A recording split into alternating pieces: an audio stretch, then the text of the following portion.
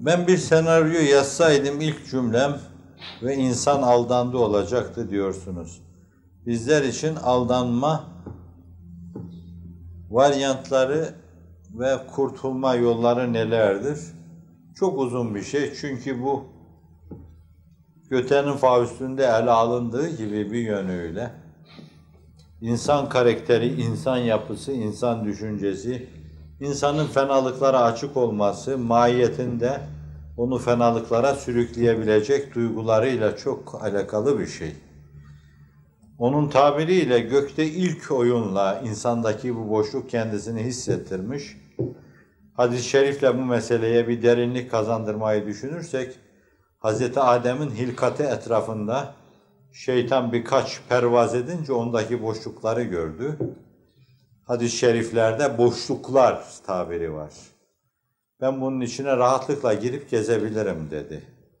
Zahiri manası itibariyle insanın aklına öyle gelir ki işte onun içindeki kemik boşlukları gibi, oyluk boşluğu gibi, disk boşluğu gibi filan, amudi fikari boşluğu gibi bir şey, damar boşluğu gibi şeyler gelir aklına. Oysa ki öyle boşluklar değildi bunlar. Bunlar insandaki şehvet boşluğu gibi, gazap boşluğu gibi, hırs boşluğu gibi, kin boşluğu gibi, nefret boşluğu gibi. Hususiyle çağımızda en tehlikeli olanlar, hücumat-ı sitte adı altında risalelere de giren, tamah gibi, şöhretperestlik gibi, korku gibi, temperverlik gibi, aileperestlik gibi, rahata düşkünlük gibi boşluklardı. Evet, bu boşlukların hepsi teker teker insanı aldatmaya yetebilir. Yani bakarsınız bazı insan bunların hepsini aşmıştır da şöhrete takılmıştır. Kendisinden bahsedilsin olmaya takılmıştır. Bunca hizmet ettim, niye önde değilime takılmıştır. Bunca hizmet ettik, neden ben yani hayalimde kurduğum, beklediğim makamda değilime takılmıştır. Bazıları rahata takılmıştır. Bunca hizmet ettik ki biraz da başımızı dinleyelim. Bizi de biraz yoruldu, kabul etsinler yani. Bazıları tamaha takılmıştır. Dünya adına beklentileri vardır. Bazıları rahata takılmıştır. Niye benim bir evim yok? Bir avradım yok. Bir tane lüks arabam yok. Evet. Niye işte şu türlü bir setim yok, aksesuarım yok gibi şeylere takılmıştır. Bunların hepsi insandaki boşluklardır. Ve şeytanı sevindiren boşluklardır. Bu boşluklar tedavi edilmezse, çaresi bulunmazsa o insanın içinde şeytanın cirit atmadığını söylemek mümkün değildir. Bu duygulardan birini bile bulunduran bir insanın içinde şeytan rahatlıkla dolaşabilir. Hazreti Sadık-ı Masluk, sahibi şeriat, inne şeytane yecri min ibn Adem mecreddem. Şeytan insanın damarlarında kanın dolaştığı gibi veya kanın dolaşması içinde dolaşır buyuruyor. Bu iki ifadeyi biri o mecra kelimesini mimli mastar manası, bir diğeri de onu ismi mekan kabul ederek şeytanın dolaştığı yer şeklinde yaklaşımla ifade etmeye çalıştım. O içimize girer ve dolaşır, kalbe kadar gelir. En temiz insanlarda bile dolaşabilir. Şu hastalıklardan hiçbiri yoktur, bir teki vardır, o insanın içinde dolaşabilir. Suizan da hastalıklardan bir tanesidir. İnsan hep kendisine bakıyorsa, bir egoistse, bir egosantristse, kendi yaptıklarını beğeniyor. Dolayısıyla böyle bir insanın başkalarının yani çok iyi bile olsa beğenmediği dünya kadar yanları vardır ve bu bir akıl hastasıdır. Şeytan onun bu yanını çok değerlendirir. İçine girer gezer. Çok rahatlıkla. Bir misal arz edeyim. Buhari, Müslim, Ebu Davud gibi kitaplar naklediyor. Bunları bazen söylüyorum. Hatta Tirmizi. Şundan dolayı ben bu ukalalığıma da verebilirsiniz. Benim gibi bir adamdan, kıvır zıvır bir adamdan o kadar ukalalık da olabilir. Fakat daha çok bu mübarek kitaplar, Kur'an-ı Kerim'den sonra sıhhat açısından sağlam kitaplar olması itibariyle kaynağının sağlamlığını size arz etmek için arz ediyorum ben. Buhari'de, Müslim'de olunca üstadın da dediği gibi artık niçin, neden demeye gerek yok. Efendimiz itikaf yapıyorlar. Allah hepinize de Ramazan-ı Şeriflerde itikaf sizin yaptığınız hizmetin önünde değer ifade etmez de mektepte talebenin gönlüne girmek için kıvrım kıvrım kıvranıyorsanız itikaf yapmadan daha hayırlıdır. Ama bir gün Rabbim size de itikaflar yapmayı nasip etsin. Fakat talebeyi inşallah ihmal etmeyin. Talebeyi ihmal etmemeniz ondan önemlidir. İtikaf yapıyor mescitte.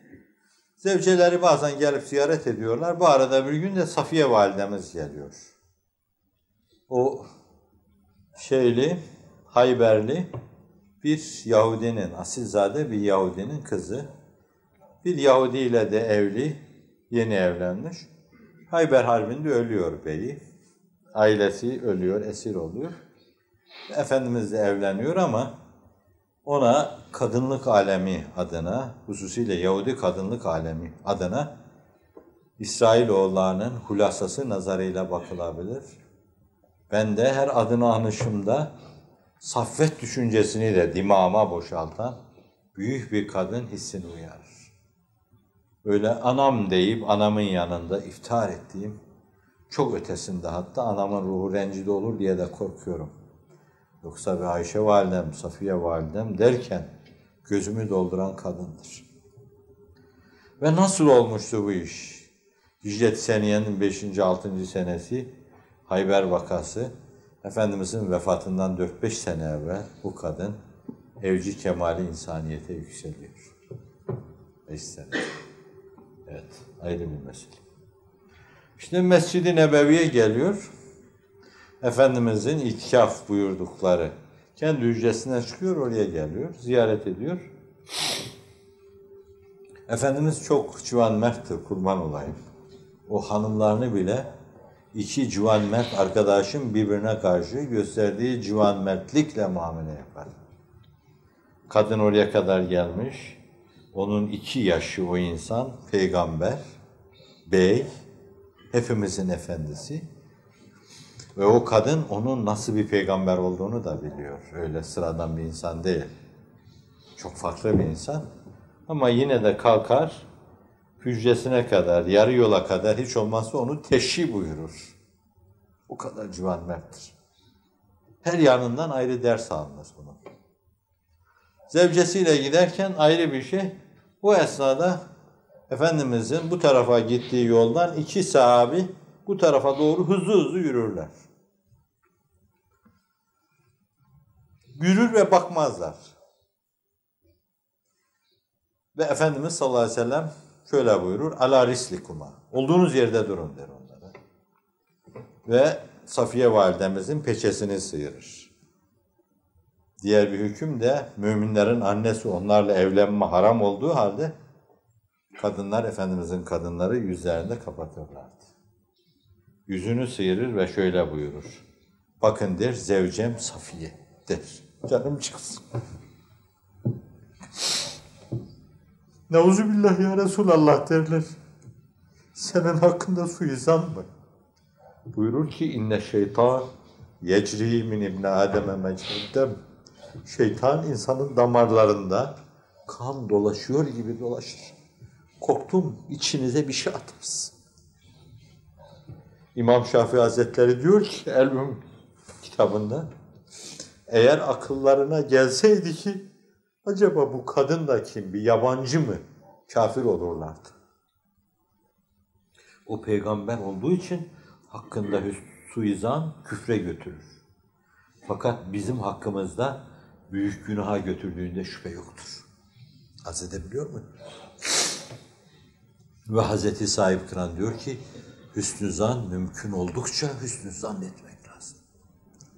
İşte bu da bir boşluktur bakın. Ve zannediyorumuz çoğumuz.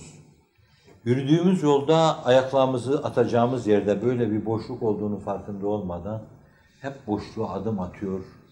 Sonra kendimizi tepetaklak suizanlığın gayası içinde buluyoruz. Cehenneme giden o kadar çok yol var ki bunların hepsi cehenneme götüren yollar. Boşluklar bunlar. Evet. Onun için yarı espri, yarı doğru. Eğer bir roman yazsaydım, ilk cümlesi onun, belki de romanımın adı benim ve insan aldandı olacaktı. Evet, çünkü insanoğlu, bu aynı zamanda belki de bir hadis-i şerifin mealidir. Benim aklıma hiç hadisinle münasebeti gelmemişti bu düşüncenin. Efendimiz buyuruyor ki, Adem aldandığı evlatları da aldandı. Adem unuttuğu evlatları da unuttu. Biz aldanmanın ve unutmanın satın mahiyelinde yaşıyoruz. Hiç kimse bu mevzuda teminat altında değildir. Allah bahtına düştüm, lütfundan bize iki sıradan teminat ihsan eylesin. Beni göz açıp kapayıncaya kadar sizi de öyle nefsimizle baş başa bırakmasın. Nefsimizle. Ben öyle irademle de çok böyle baş başa bırakmasını istemem. Ama irademe güç versin, kuvvet versin, teyit etsin, hakkı hak olarak göstersin, ona uymaya muvaffak kılsın, batılı batıl olarak göstersin, hepimizi ondan içtinaba muvaffak kılsın. Evet, bu da o şeyin hikayesi ama çok su götürür bir mevzu. Ben o sözü 20 sene evvel belki söyledim ama henüz o romanı yazamadım. Roman yazmaya hiç kabiliyeti müsait değil. Ama içinizden ona müsait olan Ali Hocam gibi birisi çıkarsa bir gün o benim beklentimi tahakkuk ettirsin ve insan aldandı romanını yazsın. Faust'un romanı eksiktir, Göte'nin romanı eksiktir. Esas onu tamamlasın. Yeter mi hocam? Evet, bunları da yarınca arkadaşlara söyleriz. Evet. Allah hepinizden razı olsun. Ben kötü bir insanım. Küçük şeyleri bazen çok büyütürüm. Sistemlerim, serzenişlerim olabilir. Sizi rencide edebilirim.